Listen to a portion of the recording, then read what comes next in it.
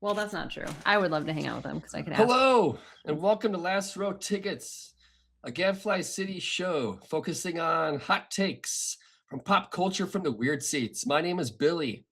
I'm Lizabeth. Today we're going to talk about some of the greatest villains in movie history. We're going to go over 10 of them, draft them one by one, and see who picked the best ones. So, in that order, we're going to talk about Darth Vader, Hannibal Lecter, the Joker, Norman Bates, Anton Chigurh, Lord Voldemort, Amon Goeth, Nurse Ratched, Hans Gruber, and Michael Corleone. We'll draft one by one and see who had the best takes and the best tastes. All right. But Elizabeth, we didn't we swap out Darth Vader for Daniel Plainfield? we did. Oh my Or goodness. Plainview? I already made a gaffe.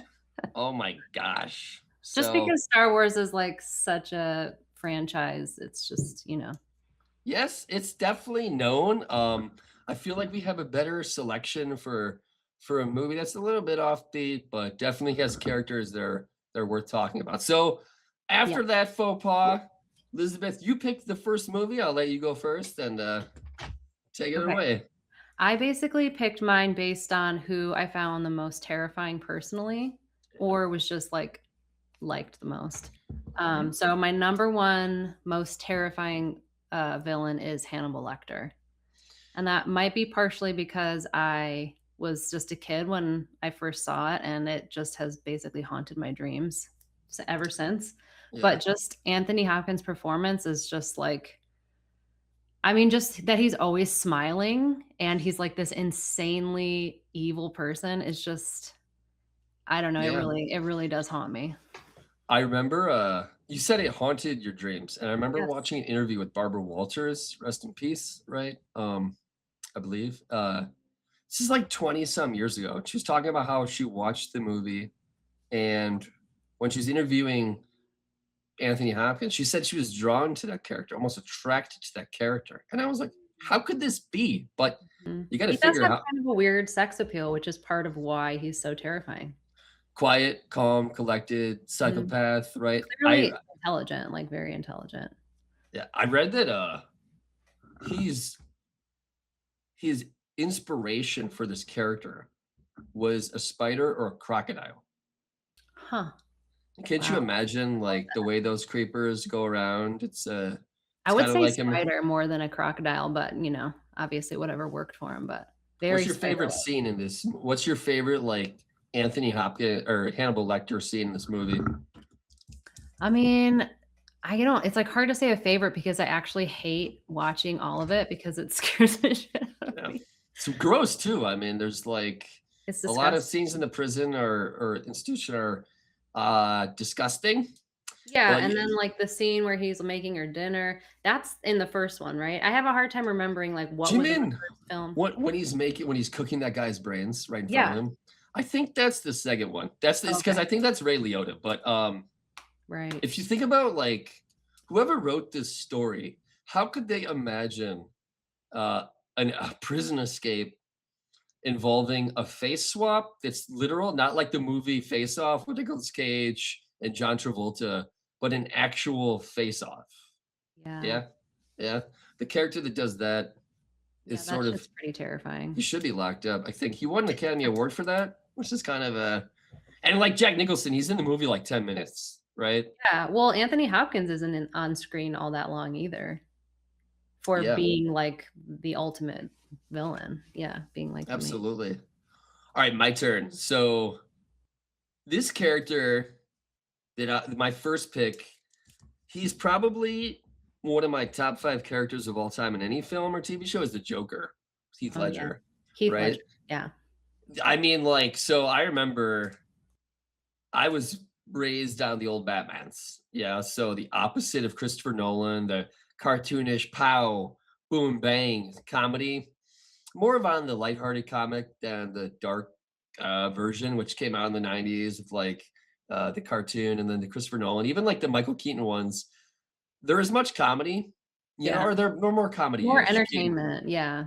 Keaton had Mhm. already had that comedic background, even though it got a little darker. But I think Heath just brings it to a whole other level, Dude, right? he And just completely threw himself into that role. I mean, yeah, performance of a lifetime. Absolutely. And I think that what I just really dig about this character is that, he's just like Batman, right? And they even start talking about it, but it's like that those siblings where they come from a crazy house, but one goes out the front door and one goes out the back door, Yeah, one right? reacts like by being like really good Yeah. and honest, and yeah, the other one's just like uses it as an excuse to be nuts. Totally. Yeah. And Joker really goes around just trying to get crazy people to do crazy things, right? Mhm. And, taking over and commandeering people with mental health issues to just do bad shit stuff for Batman against Batman. But also, what's really mind boggling is how, if you just read the things that Joker says in that movie and you didn't know what it was from, I think a lot of people be like, yeah, that kind of makes sense, Mhm. right? Like when he starts talking about how, people go crazy when a soldier dies, when one person gets shot on the streets of America, they don't care about 10 people dying overseas in a war. It makes a lot of sense. And you know, everyone talks about the acting, the character he puts on, and for good reason, but there's so much more than the superficial act like things he does, which is amazing to begin with too. But There's so much psychological depth under the surface yeah, and of it's his like performance. and he's just his the way he comes in and messes with people's minds. And he tried to do this with Batman, right? The prison scene. He's like, "You're just like me. We're real people. We're honest. The real people, the crazy ones, are the people that put that thin veneer, like society does in general, but they're crazy underneath. We have the courage to be ourselves." And he gives that speech to Batman. Batman's like, "Get out of here, man! You're crazy." But then he gives that in a speech to Two Face, probably my favorite scene. I don't know if anyone saw it coming, where he cross dresses his way into the hospital room to see Harvey Mhm. Dent, and he gives that speech, and Harvey takes it in, but he's not in the same place as Batman, right? It's one of the greatest characters of all time. It's one of my Yeah. favorite movies of all time. For a Yeah, that villain, character actually kinda remind me of, I can't think of his name right now, but the Unabomber. Ted Kaczynski. Ted Kaczynski, yeah, just Yeah, sort of like his manifesto. Because if you read yeah, it, you're like, I mean, there's, like, a lot of, like, correct ideas in there, yeah. really, but it's just, like, using those things to be, like, so completely antisocial and chaotic and obviously evil. Yeah, and I think both of those people, I mean, Joker's not a real person, I know that, but if you look at the backstory, in the cartoons and whatnot, like Ted Kaczynski, they're tortured people before Yeah. they get to adulthood. So, it's like you wish someone was around, was like, you know what, you're right, kid. Go that way, you know? So instead of the other way. But Mhm. that's my first pick. What's your next one? Alright. Next, I'm gonna go with Anton Sugar Chigurh. I don't know how to say it right, actually. I haven't Sugar. seen I the don't movie. know. That's right, Yeah. however you say From it. No Country for Old Men. Yeah. Yeah. Why'd you pick that Um, one? Firstly, just the way that the character's developed, even just in the screenplay, like, the fact that he goes around killing people with that instrument that he kills them with is, like, it's so unique and just disturbing, because it also Yeah. makes you think about the fact that, like, this is an instrument that's actually used to kill cows and animals, like, in real life, Yeah. I which is didn't know that. disturbing. Yeah. I'm more, I was raised on concrete, yeah, not really land and amongst animals other than my family. Yeah, I grew up in And the city. I don't know. also, that's of all the villains, even ones that are kind of like maybe we're almost in our episode, like a lightsaber or a gun. This has got to be your favorite villain weapon. Yeah. Definitely the best weapon. I mean, yeah, pretty much. But I If also just love, like, how philosophical he is yeah, and, like, just expressionless. yeah, I mean, that to me is, like, one of the most terrifying things about a villain is just, like I mean, sociopaths as villains don't necessarily really freak me out, but he has this, like, coldness and, like, almost a slight grin at all times that yeah. is just, like, again, haunting. Absolutely, and he's very Socratic, right? And he's Socratic in a way that creeps you the f out, right? It's like, Yes. don't you think like it's your choice? It's like, no, it's not your choice. Like he's here, he's in control of the situation. And the thing about his calm coolness, which is, which is throughout a lot of these villains, right? One of the creepiest, like Hannibal Lecter, not like the Joker, right? It's kind of like it creeps you out when someone is so used to violence and psychotic things that um, you're in the wrong room, right? And in this movie, what I dig the most is how he's so crazy that he scares the other villains. Yeah, Yeah, even totally. Well, I think what I Woody was Harrelson thinking, is like, I don't want to deal with this guy. And when he shows up, he's like, I know I'm effed. He's like, yeah, what do you want from me? I'll give you whatever I want. Yeah. yeah. Well, that's the thing is he, unlike the other villains on this list and most villains, like mostly villains are like acting out of their own will, right? Like they're Yeah. deciding to do these things. And this villain feels very much like he's just acting on behalf of death. Like, Yeah. it's out of his control. He's just sort of like, you can make the choice, and I am here to just, carry out the job that needs to be carried out. And and I think That's a that great way of that's putting what's it. so terrifying about him. Yeah. Just pure evil running through your life. And it's something that you can't reason with. Yeah, Yeah. there's not really a way to talk yourself out of it, because it's just like, this is just the way that it must be. Like, these are like the laws of nature, and I'm acting on behalf of the laws of nature, sort of, Yeah. And they're bizarre. It's like he operates on violence, he operates on tyrannical, psychotic nature. He's kind of the opposite of my next pick, Okay, who's yeah. Michael Corleone. Yeah. Okay. Yeah, totally.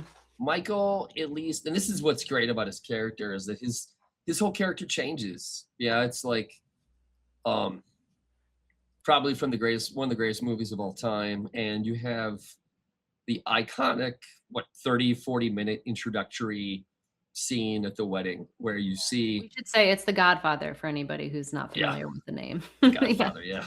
If you don't know, now you know, right? You had 55 years. I think so. His character is this sort of corrupted nobility character. He starts off, openly acknowledging to Kay in the first scene, first act, that his family is corrupt, but he's not like that. And then circumstances pull him in unwillingly. His dad gets shot. Their dad, there's an assassination attempt on his life. He takes it up a notch. He firmly steps into that underworld by killing people, and then he just goes crazy and starts becoming that mob boss that he will become. So Yeah. much so that it turns off his wife, his family. Um, I think that I don't know about what's your favorite Marco Corleone scene? Is there a part that just kind of you remember the most? Um, it's the one where he shoots. I can't remember, man. When he shoots is it his sister who comes in and he shoots her in the stomach? I can't really remember. Mostly when I think about him, I just think about, tons of cocaine and just being completely off the rails. Yeah. Which is why I've never really been that scared of him. I always just felt like, if you just stop doing so much blow, you'd probably level out a little bit. You know what I mean? Yeah. Yeah, I think he's it's if you look at how the movie and the first couple of movies develop, he goes from trying to apologize to his girlfriend about it to sort of like an hour later, he's convincing her that's not a big deal, right? It's like, hey, we're gonna be legitimate in a couple of years, not a big deal. We're a little crooked now. At the end of the movie, he's killing his brother-in-law. Yeah. Literally. He's Well, like, I feel you like know, he's the most realistic of the villains on this list, because it yeah, really is just like people having too much power just completely fucks up their head, I mean, we yeah, just watch it happen over and over and over in our society. And, this is like, I mean, in a way, it's like a really cliche version of a mob boss, his like yeah, descent into ultimate evil or whatever. But he also, yeah. I mean, this sort of like kind of, I mean, it was definitely not cliche, I don't think, yet at that point in film No, history? yeah, I think he's the most corporate criminal of all these villains. It's like the most transactional business type. Don't offend the guy, don't take his business. It is kind of odd though that he kills his brother, he kills his brother-in-law. His other brother dies from violence. His dad dies from violence. He's the only one of his brother-in-law, all of his brothers, and his father that doesn't get shot and killed. So that takes some doing. Another calm and collected villain. Who's your next pick? Okay. Next Let's get pick. to it. I'm gonna go with Norman Bates. That's a good one. Again, because his demeanor is so, I mean, obviously he completely loses his shit at certain points, but his demeanor is often so like he has this like innocence about him. And that's partially, I think, because the movie is so old and from a time that like everything felt more innocent, you know, and I think the film feels more innocent. One, Yeah. because it hardly shows anything, you know, which I kind of love that about Hitchcock. Yeah. Um, as far as gore, there's basically no gore at all. Yeah. They don't even And, show you know, him special effects or the visual effects or whatever are, like, not great, so that partially Hershey's chocolate, right? Is what they use yeah, for blood. yeah. Yeah. I think so, yeah, I think that's right.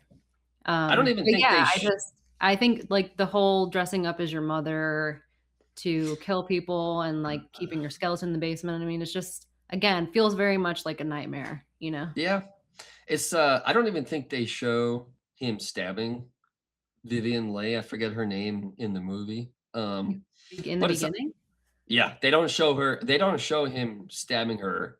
Like, I don't think there's a shot of the knife Going going into into her body no. or like There's, it like, the a ver shot of it the knife being near her stomach, sort of, yeah. but it does then it cuts, you know, it's just Uh-huh.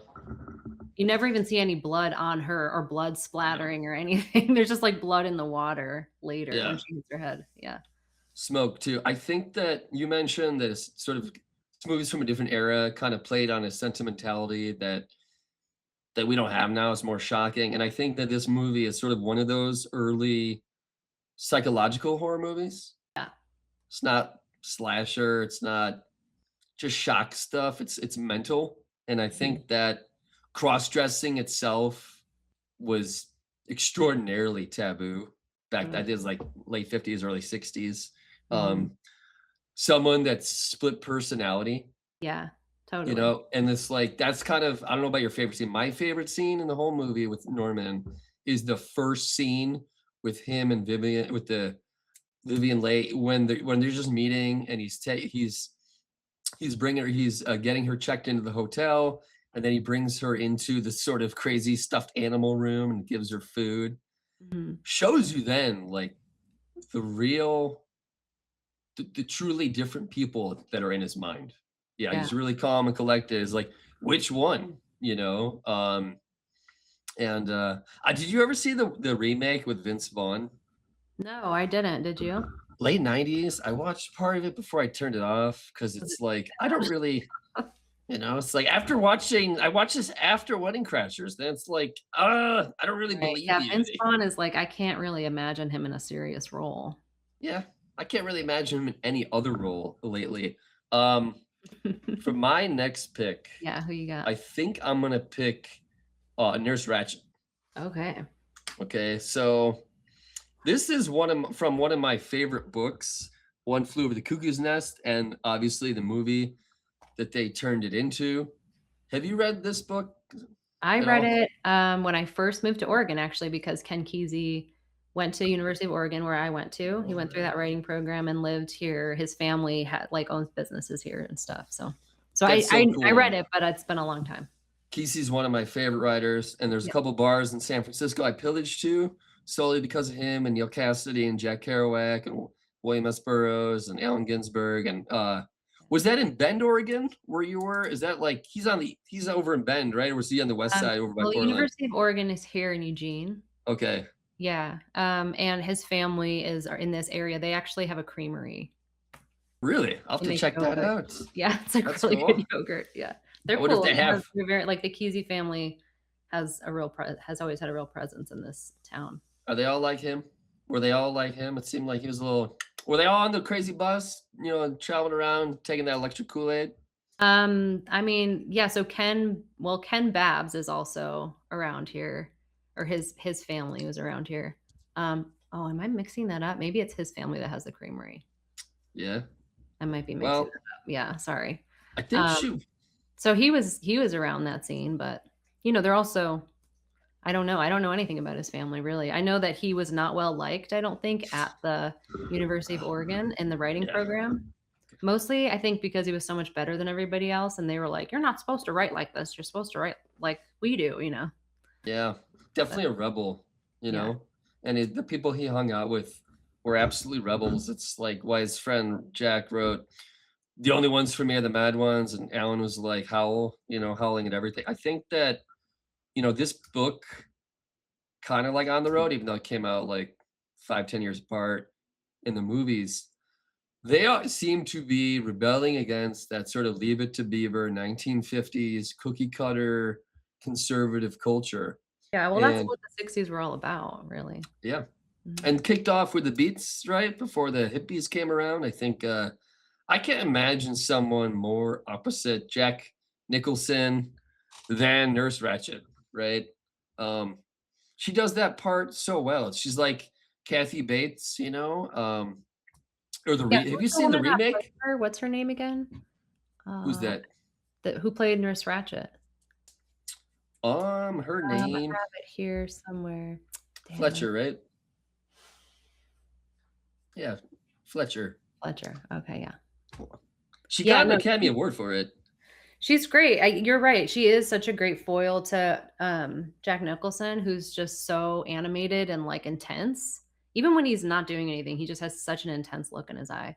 And she is Yeah, like, she does too, but she's very attempts to be very collected, right? Very much in yeah. control. She's like, I think she might be the only woman on this list, right? Yep.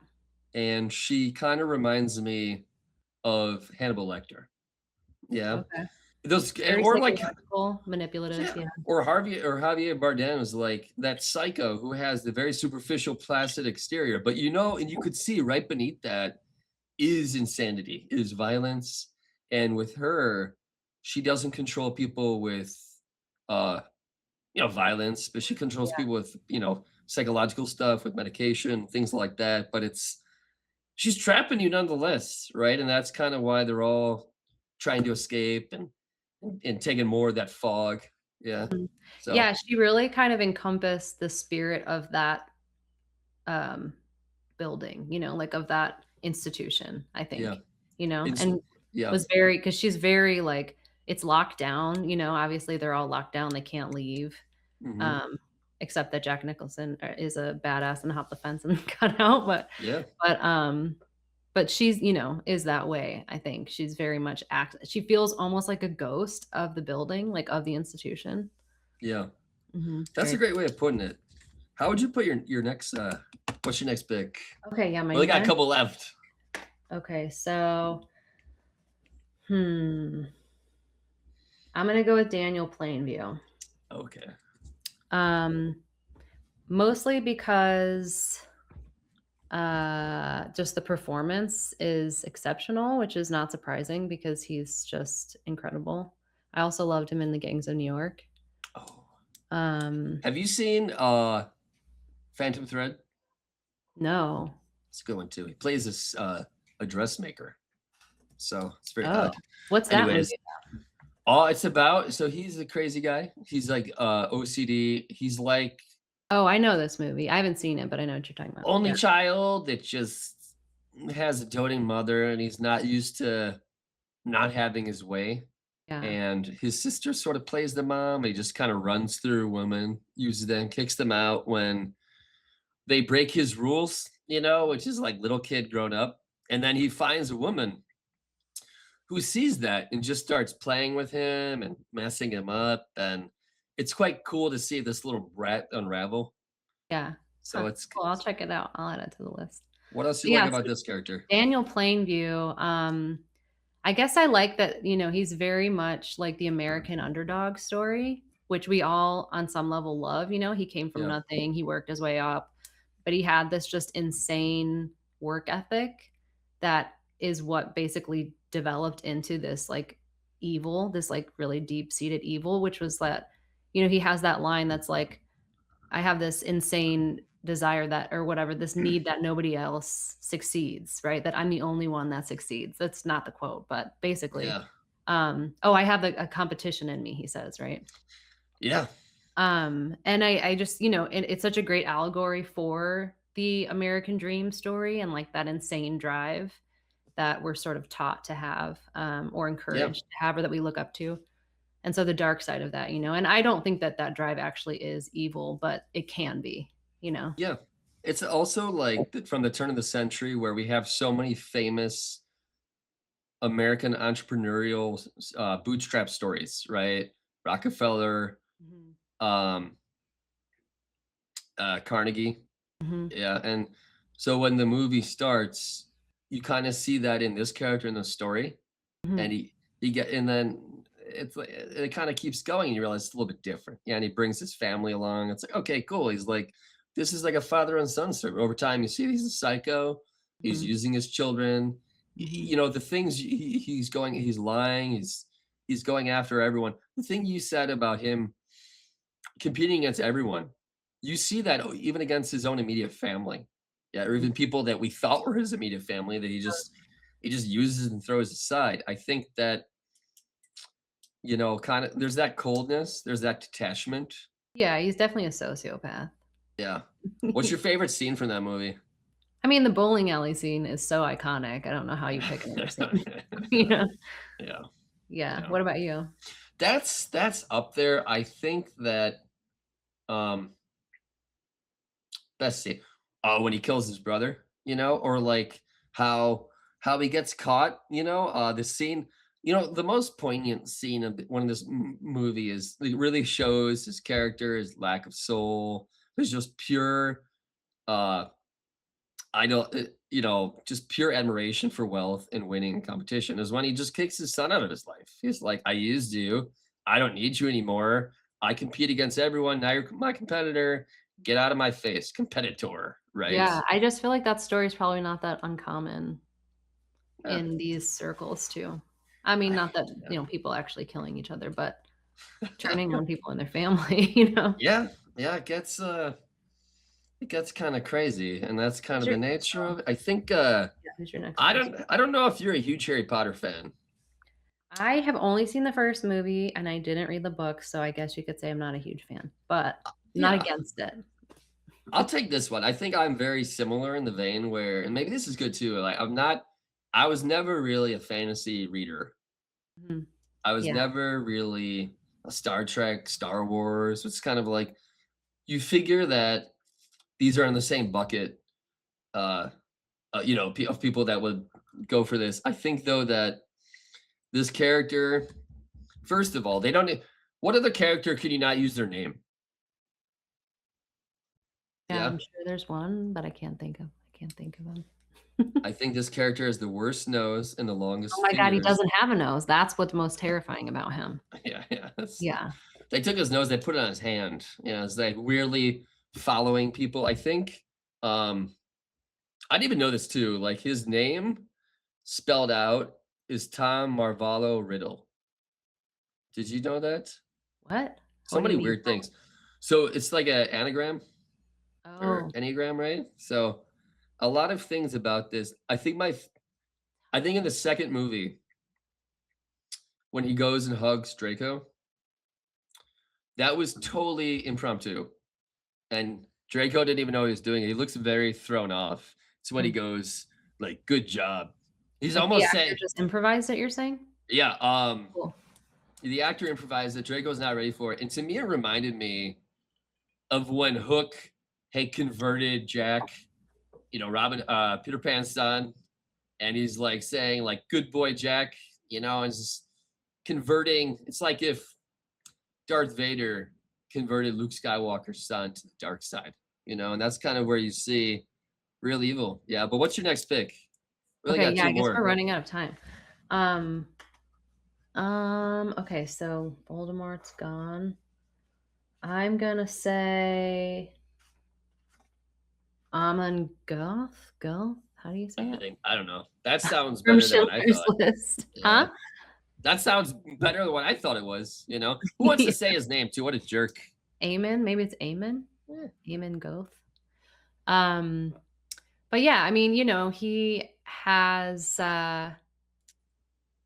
is seemingly very realistic. I don't obviously I have never met a real Nazi in person, so I don't know how realistic it is, but I imagine that this character is very much like a leader of the Nazi movement would have been, like Yeah.